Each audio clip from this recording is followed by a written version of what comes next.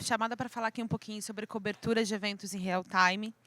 E é algo que eu faço há muito tempo, então eu acredito que é uma forma muito importante de trabalhar os eventos. A gente tem uma comunicação que acontece em real time e que ela potencializa expressivamente marcas que estão patrocinando alguma coisa ou que são proprietárias mesmo de um evento, né? Bom, trabalhei em Coca-Cola, trabalhei em uma série de lugares, sempre com esse racional de atuar de atuar em real time, potencializando o investimento que a marca faz num evento. Então, por exemplo, Coca-Cola patrocinando o Rock in Rio. Como que a gente consegue quadruplicar o investimento que a Coca-Cola fez nesse evento para que justifique a gente continuar patrocinando o Rock in Rio, Copa do Mundo, Olimpíadas? Então, existe todo um racional por trás disso. Quando a gente para e considera que o Brasil é um dos países mais conectados do mundo, onde a gente passa pelo menos 9 horas por dia conectados, em especial com nas redes sociais, a gente não pode ignorar esse canal. Então, mais do que a gente fazer uma ativação, onde eu vou ter um palco incrível no Rock in Rio, mas eu não estou levando essa comunicação para quem também não está lá, eu estou perdendo dinheiro. Eu estou perdendo muito dinheiro. Então, a cobertura de evento real time ele tem um pouco esse propósito. Como que eu faço esse evento expandir essas paredes? Como eu faço esse evento chegar também para aquele consumidor do meu produto que eventualmente não está lá, que não está vendo aquilo presencialmente, mas ele pode acompanhar e participar dessa conversa no mundo digital. Então, quando a gente pensa que redes sociais eles são a nossa sala de estar, quem aqui está vendo um filme ou assistindo... Quem viu Game of Thrones domingo? Então, assim, quem viu isso e comentou no Twitter? Quem viu isso e fez um post no Instagram? Quem viu isso e mandou alguma coisa no WhatsApp? Hoje, as redes sociais eles são a nossa sala de estar estendida. Se a gente entende isso, eu entendo que a minha relação ela não depende mais de quem está do meu lado fisicamente. Então, eu vou assistir a Copa do Mundo, eu vou assistir os Jogos Olímpicos. Quem viu o 7-1 do Brasil? Você comenta sobre isso nas redes sociais, você vai trocar informação com alguém, não é necessariamente simplesmente quem está do seu lado, mas é uma sala de estar estendida. Se isso vale para pessoas, isso vale para marcas também. Qual é a sala estendida de Red Bull? Qual é a sala estendida da Netshoes, que agora é Magalu? Qual é a sala estendida do Ponto Frio? E quando a gente pensa nessa sala estendida, a gente pode pensar em algumas redes que são ainda mais estratégicas. Quando você pensa o Twitter, ele é o eletrocardiograma da sociedade. Você pode não postar, você pode não gostar do Twitter, mas se você entrar agora, você vai ver o que é trends, você vai ver sobre o que se está falando e você vai ter um panorama muito rápido dos assuntos mais quentes e que vão ter desdobramentos e que vão impactar sim a sua marca. Então, tudo que acontece no mundo, primeiro acontece aqui. E a gente trabalha, quando a gente começa a entender o Twitter dessa forma, quando a gente começa a entender que o hard news hoje, ele primeiro é no Moments do Twitter e não necessariamente no G1. Sabe onde apareceu pela primeira vez no Brasil a informação sobre o incêndio da Catedral de Paris? Foi no Twitter. Demorou uns 6 minutos para o G1 notificar, para fazer a primeira chamada para falar o que estava acontecendo. Então, é aqui que as coisas estão acontecendo. Se as marcas aprendem a hackear esse canal e participar dessa conversa, a gente consegue uma projeção para a comunicação da marca. Quando a gente pensa no Instagram, ele tem um comportamento similar ao Twitter, mas é no mundo das imagens. Então, onde você sabe como as coisas foram, você sabe o look do Lollapalooza, como você sabe o palco impactante do Itaú no Rock in Rio, onde você consegue visualizar tudo isso.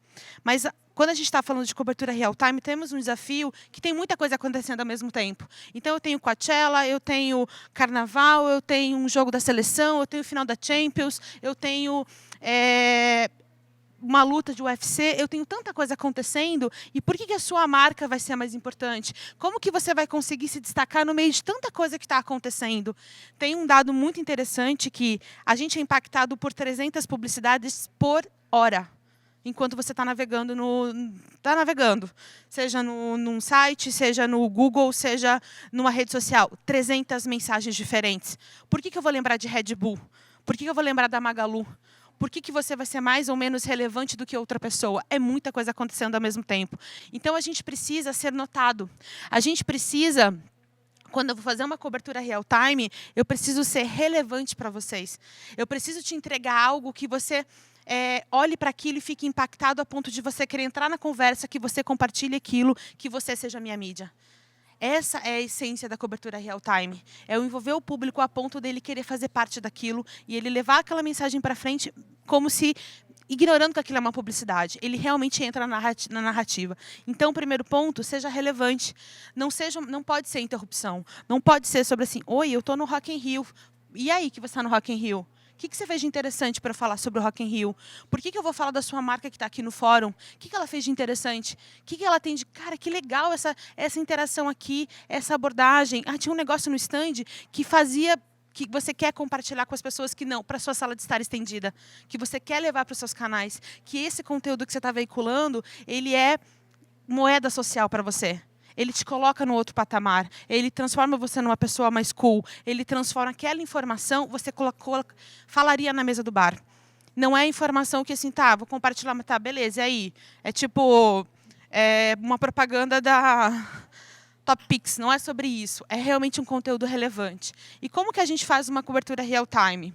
Primeiro, a gente tem que entrar de modo muito genuíno na conversa. Quando você vai num festival de música, por exemplo, você vai pelo entretenimento. Você não vai lá para ficar numa fila de 2 horas para ganhar uma camiseta. Você não vai lá para fazer uma foto com a Bruna Marquezine, ou seja, lá com qualquer outra celebridade que estiver passando pelo Rock in Rio. Então, você quer ir na roda gigante. Você quer ir no palco do karaokê da Coca-Cola para você cantar com uma super banda e você ter milhares de pessoas vendo você cantar e você tocar bateria ao vivo no Rock in Rio. Você vai lá para ter experiências de entretenimento. Então, se eu quero que você fale sobre a minha experiência, ela precisa ser genuína, ela precisa ser relevante. Ela tem que respeitar o canal que você está usando. Você não vai querer ler um textão no LinkedIn no meio do Lollapalooza. Você não vai querer... Agora, se eu pegar e compartilhar um conteúdo interessante no LinkedIn, nesse evento aqui, faz sentido. As pessoas que estão aqui estão buscando um tipo de conteúdo que faz sentido. As pessoas que estão no Lollapalooza querem saber o look do dia, querem saber qual foi a maquiagem que a influenciadora X usou.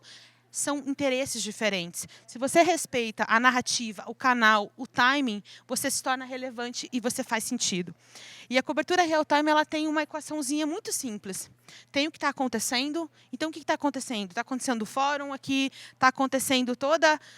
O corte de verbas, por exemplo, da universidade pública, que é um assunto da política. Está acontecendo o Brasileirão, que começou com tudo e já está tendo uma super repercussão. Está acontecendo milhares de coisas. Mas disso tudo que está acontecendo, o que interessa para a sua marca? Ah, você trabalha com esportes. Opa, Brasileirão é um assunto relevante. Tem de tudo isso que está acontecendo, para quem trabalha com esporte, é esse assunto que você vai recortar. E você vai plotar isso na jornada do teu consumidor. O teu consumidor também que tem que estar interessado pelo Brasileirão.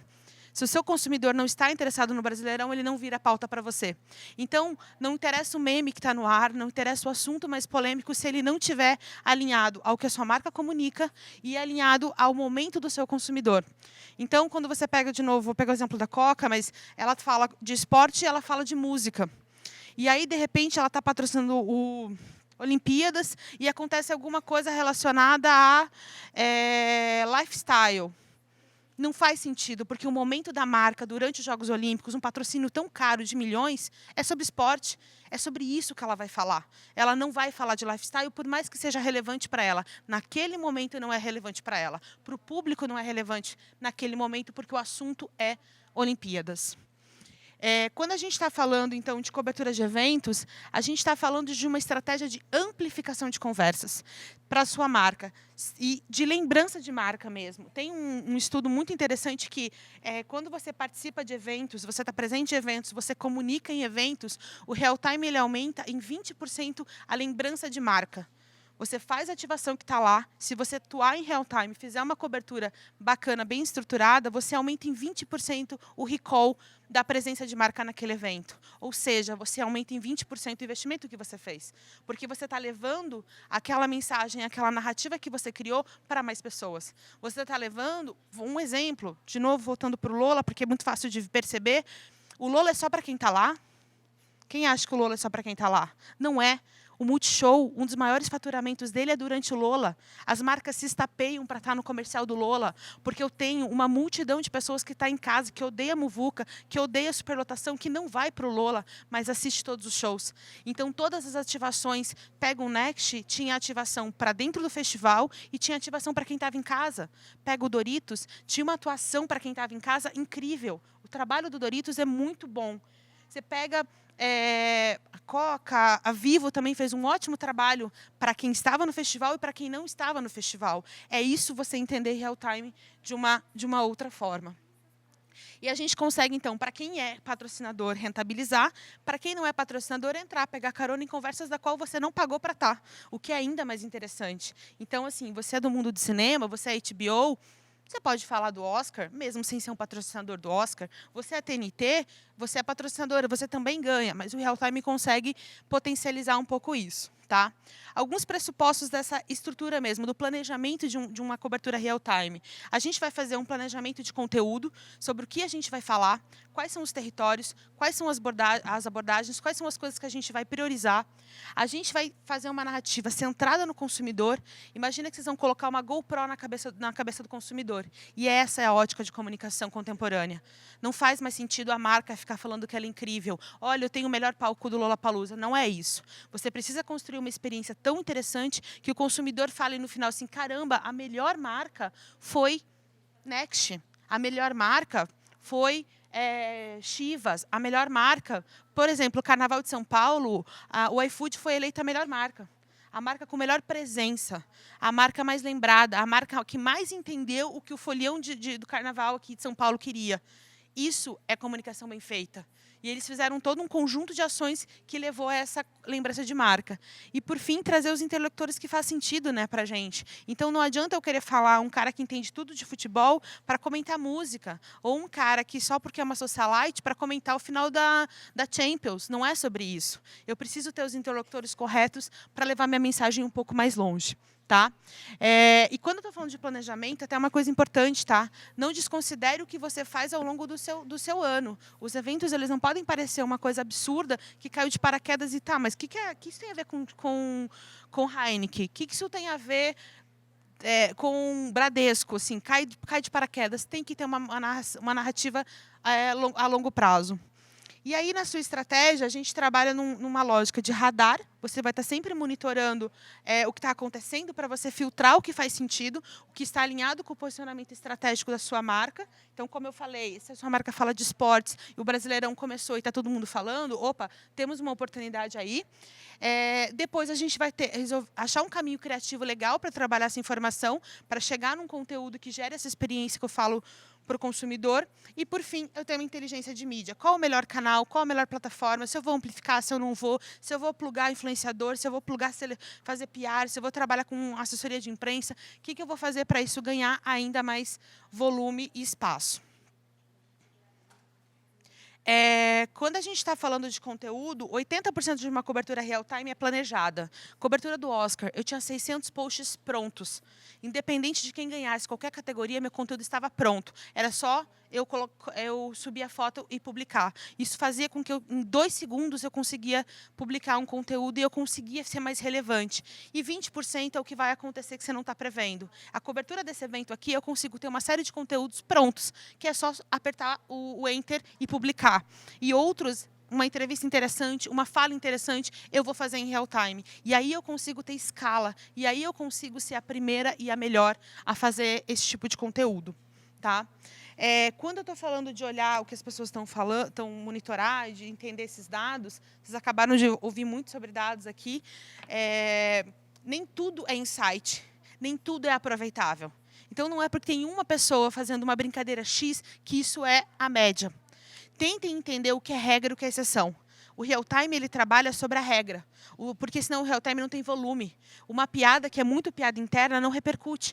E aí fica ali a Netshoes brincando com ela mesma e vira um fail mesmo. Então, assim, entenda o que é o sentimento mais predominante sobre o determinado evento, sobre determinada pessoa, sobre determinado território. O que a maioria está pensando. Identifica os padrões e as exceções. Pensa antes e pós-evento para entender e para aprender com ele também.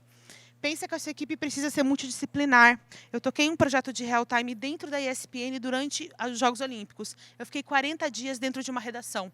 Então, assim, eu tinha fisioterapeutas, eu tinha estatísticos, eu tinha profissionais de educação física, eu tinha jornalistas, eu tinha redatores, eu tinha publicitários, eu tinha equipe de motion, eu tinha 40 pessoas, eu estava liderando 40 pessoas dentro de uma redação de um jornal. E todos os dias eu tinha que, no final, o residual era, que é até essa foto aqui, era produzir conteúdos para o Sport Center da ESPN, quem já assistiu? Que eles fazem a narrativa ali de jogadas importantes, então isso foi durante as Olimpíadas, e além de todo o conteúdo digital que a gente fazia em real time. Por que eu tinha tanta gente envolvida nessa estrutura? Se eu não pegasse, se eu não tivesse, qual foi a ideia que a gente teve para essa cobertura de Powerade? A gente queria trabalhar sobre performance. Eu sou o melhor isotônico que você tem no mercado. Então, eu ia pegar e cobrir o evento, e cobrir os Jogos Olímpicos sobre a ótica de performance. Eu não ia pelo lado do fã, porque pelo engraçado. Eu não sou a Coca-Cola, eu não trabalho lifestyle. Eu posso trabalhar performance. Então, o caminho que a gente escolheu eu vou pegar e dissecar a prova do Usain Bolt. E eu vou mostrar para você que o Usain Bolt ganha, sabe por quê? A passada dele é maior. Ele tem a pior largada de todos os corredores, sempre. Ele sempre sai atrasado, vocês já repararam. Só que ele tem uma passada muito grande. E a passada do Usain Bolt faz ele ser o primeiro e ele ganhar. Só que o Usain Bolt é ótimo para provas curtas. Se você colocar ele para correr uma prova longa, ele não consegue, porque ele não tem essa resistência, não tem esse treinamento. Era esse tipo de informação que a gente trabalhava. Que o Usain Bolt ganhou, que o Usain Bolt é melhor, que ele é incrível. Isso todo mundo sabe. Se eu, Powerade, que sou uma marca 2, porque Gatorade é dona do mercado, venho pelo lado da festa do esporte, eu não tenho a menor chance. Essa narrativa não ia colar com ninguém. Quando a gente foi para o lado da performance, eu tinha um conteúdo relevante. Lembra lá dos meus primeiros slides?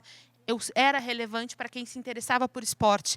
Para quem gosta de ESPN, é quem se interessa por esporte. Eu não estou falando com o cara que está preocupado com a cerimônia de abertura. Eu estou falando com o cara que está preocupado em entender, sim, por que o Brasil perdeu? Por que o Brasil ganhou? Por que a prova de a fulana está ganhando tantas medalhas na natação? Por que está batendo tanto recorde? Como se chegou a esse recorde? Era sobre isso que Powerade trabalhava. Só que eu sou um isotônico. Como é que eu vou trabalhar isso? E aí eu fui buscar a minha equipe multidisciplinar. E aí eu fui buscar o estatístico para dissecar a prova do Usain Bolt. E aí eu fui buscar o profissional de educação física para poder falar assim, olha, pelo ângulo dele, no corpo dele, ele conseguiu uma força maior ou menor. Essa equipe, ela é variável. Se eu vou trabalhar sobre música, eu vou montar uma equipe especializada em música para me ajudar a produzir conteúdo. Se eu vou trabalhar num evento de business, eu vou trabalhar gente especializada em business para fazer parte do meu time. Comunicação é um pedaço só. A gente dá forma para um conteúdo que tem uma consistência e uma densidade que vai depender da sua estratégia, tá? Consumidor, então, ali no centro, quando eu penso nesse consumidor, tudo que eu falei para vocês de Powerade é porque eu coloquei consumidor no centro. Eu não me importei em fazer uma publicidade de oi, Powerade é incrível. Não. O que o cara que assiste Olimpíadas vai se interessar? Como eu vou conseguir me conectar com ele diferente do que vai conectar todos os outros patrocinadores que vão muito mais para o lado da festa do evento acontecendo no Brasil, tá? Aqui é a GoPro na cabeça do consumidor. Pense em hashtags que sejam fáceis de entrar na narrativa do consumidor. Por exemplo, quando o McDonald's tem lá, amo muito tudo isso, é fácil você usar. Nossa, comi o McShadow, amo muito tudo isso. É fácil. Agora, imagina que a narrativa fosse assim, nossa, eu amo o McDonald's. Ou fosse algo muito complexo, a Coca-Cola é demais. Não são hashtags que você normalmente usaria no seu conteúdo. Seria uma forçação de barra, só love marks que vão fazer isso. E você não quer falar só com quem é apaixonado, você quer falar com todo mundo. Tá? E sobre os interlocutores corretos, eu trago um exemplo do Next, que para mim foi a melhor cobertura que o Lollapalooza teve, um trabalho impecável, e eles estão fazendo uma comunicação impecável. Eles foram buscar uma mescla, desde gente grande que conseguia dar awareness para o evento, conseguia falar, oi, Next existe, Next está aqui, até pessoas de nicho, como um Caio Braz, por exemplo. O Caio Braz, embora apresentador da GNT, ele fala com uma bolha. Ele fala com a galera de moda, ele fala com uma galera muito específica. Só que o Caio Braz, ele era uma composição interessante dentro do Lollapalooza, junto com nomes maiores. Então, essa mescla que você precisa fazer, você vai ter um apresentador da MTV gigante e você vai ter lá o comentarista de música pequenininho. Você vai ter lá uma pessoa que vai falar de estilo. Você faz uma mescla para poder ter esse alcance. Isso que eu tinha em Powerade, que eu tinha o estatístico, o professor de educação física, é o que o Lollapalooza, o que Next fez no Lollapalooza com influenciadores de moda e do universo da música, tá? Quando o evento ele é não patrocinado, eu não sou patrocinadora, como que eu pego carona? Eu fiz uma ativação na Coca. A Coca, ela não vende refrigerante, né? Ela vende a felicidade. Ela vende a satisfação de você se refrescar com uma bebida saborosa. É isso. Eu não vou falar sobre o açúcar da Coca-Cola ou a fórmula da Coca-Cola. Esse não é o assunto. O assunto é lifestyle. Ok. Faz sentido eu falar sobre Oscar. Né? É entretenimento. É um mundo que faz sentido. Você assiste Oscar comendo lá, tomando sua Coca-Cola e comendo alguma coisa. Faz parte desse momento. Você vai no cinema e toma uma Coca-Cola. Ok, como que a gente fala disso sem ser patrocinador? Aí eu tenho uma formulazinha que é a história de radar, o alinhamento com o que está acontecendo e um caminho criativo para fazer isso. O que estava acontecendo nesse Oscar? Foi 2016. O que estava acontecendo uma semana antes do Oscar? A gente estava tendo... Foi o lançamento das reações do Facebook, não sei se vocês lembram. Coraçãozinho, emoçãozinha, não sei o quê. E a campanha da Coca-Cola, o posicionamento da Coca era Taste the Feeling. A gente estava saindo do Abra Felicidade para o Taste the Feeling. Sensações, tinha tudo a ver com a assinatura da Coca-Cola. Tinha tudo a ver com o novo posicionamento da Coca-Cola. Ok. Então tá, temos isso. Temos o que está em alta, sensações Facebook. Alinhado com a minha marca? Super. Qual foi o caminho criativo que a gente encontrou? A gente monitorou, daí não poderia ser no Facebook, porque a API é fechada. A gente monitorou no Twitter quais eram os principais emojis que a galera estava usando para comentar o resultado do Oscar. Leonardo DiCaprio ganhou, finalmente, a gente falou, coraçãozinho, todo mundo comentou com coraçãozinho. O Rocky Balboa perdeu, todo mundo ficou triste. Aí o emoji foi do choro. Um fulano lá ganhou, todo mundo ficou irritado. Aí a raivinha subiu. Então, eu estava lá monitorando tudo que estava acontecendo e aí eu vinha com posts assim. Eu brinquei com o logo de Coca-Cola, coloquei o produto no centro, na narrativa, mas, embora ele esteja no centro, a história não é sobre ele.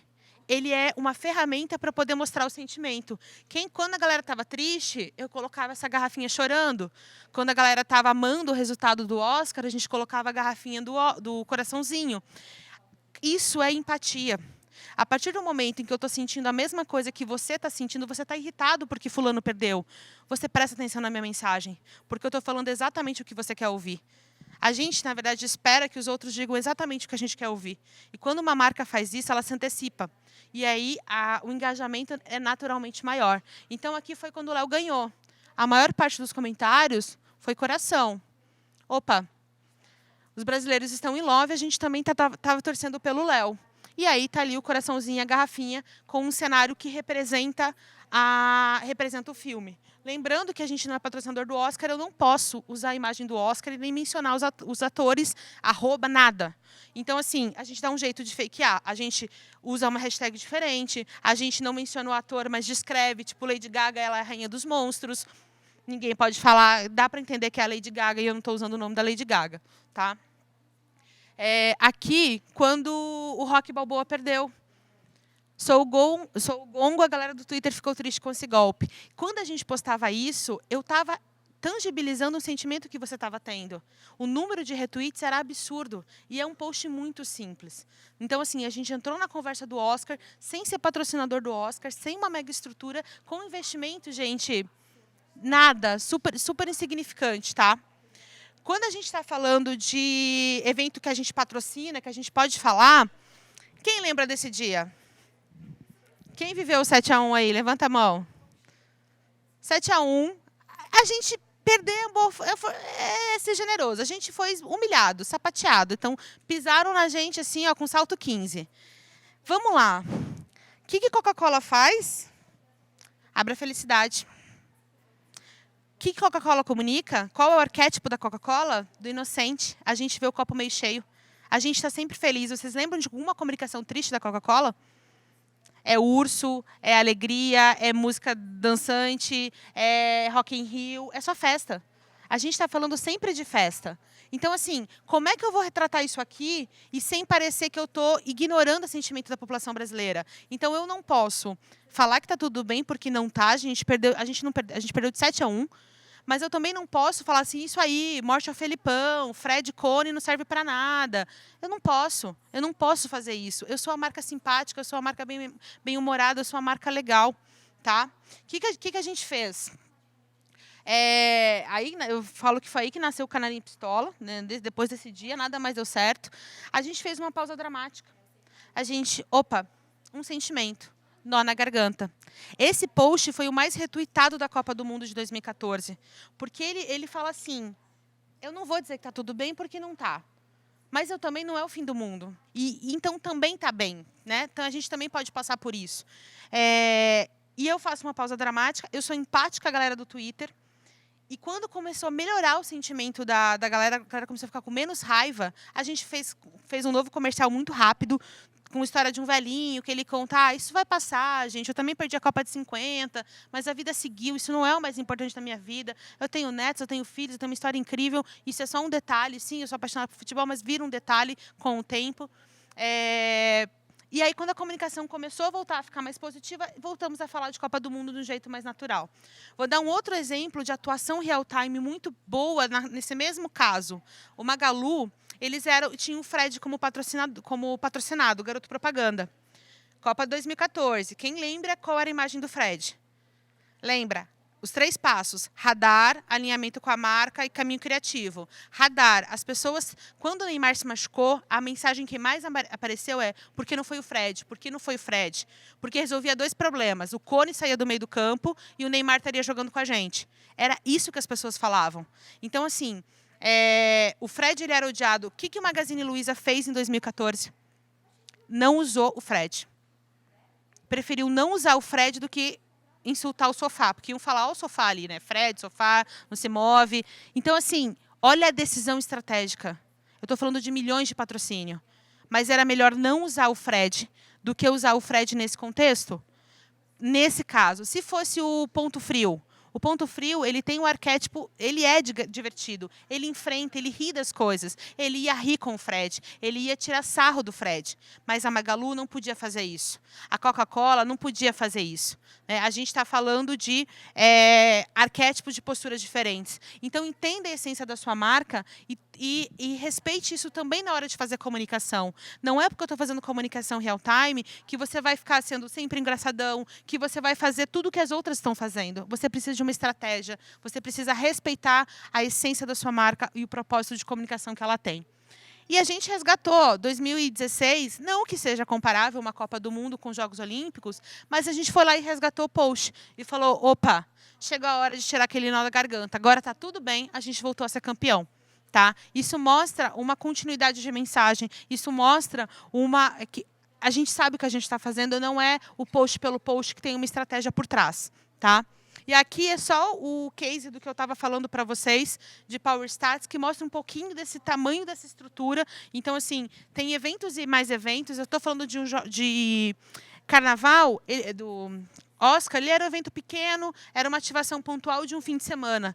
Quando eu estou falando de um evento desse tamanho, de um patrocínio desse tamanho, isso requer uma estrutura. Então, você, quando for fazer um patrocínio, quando você for pensar uma estrutura real-time, não tente economizar aqui.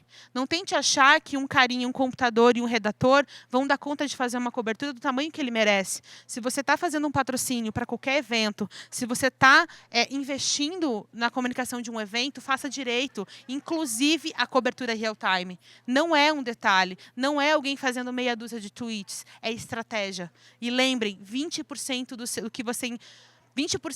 do recall que você tem de marca pode ser incrementado quando você faz um real-time bem feito, quando você investe numa estrutura que vai entregar o que você precisa. Tá?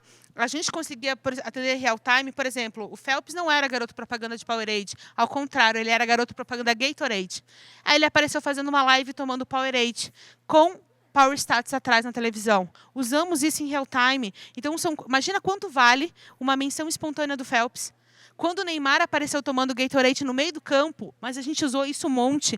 Quando teve uma que ele ficou girando o Gatorade, também ele tomou do lado errado. A Marta, acho que tomou do lado... A Marta não. Não, Marta, louca. Esqueci agora o jogo da Seleção Brasileira que tomou do lado errado, o squeeze também viralizou, virou gifzinho, não sei o quê. Cada detalhe que acontecia na Copa do Mundo, a gente conseguia trazer para um contexto e a gente conseguia ocupar um espaço que, se eu fosse pagar, eu teria gastado muitos milhões. Então, a gente conseguiu um investimento de earning media bem expressivo, simplesmente por ler as pistas sociais, por estar no lugar certo, na hora certa, com uma estrutura. Não é sobre tomar decisão na hora. Tudo é devidamente calculado. Não tem mágica, não tem improviso, tá? Se você não tiver uma estratégia coerente, você não vai conseguir fazer uma cobertura. E não menospreze, tá? Isso vale de um evento menor a um evento maior. Simplesmente pense no seu objetivo de comunicação e negócio. Seta objetivos de comunicação e negócio para cada cobertura. Eu só quero me fazer presente. Eu só quero reduzir o espaço do meu concorrente. Não, eu quero transformar essa cobertura em uma possível geração de lead. Sim, é possível. Eu quero usar esse evento para entrar num território, para ser referência no território de cinema, para ser referência em música, para ser referência no território de investimento. Você pode ter objetivos diferentes para cada cobertura e ser factível e mensurar isso depois, tá? Então é isso, gente. Obrigada.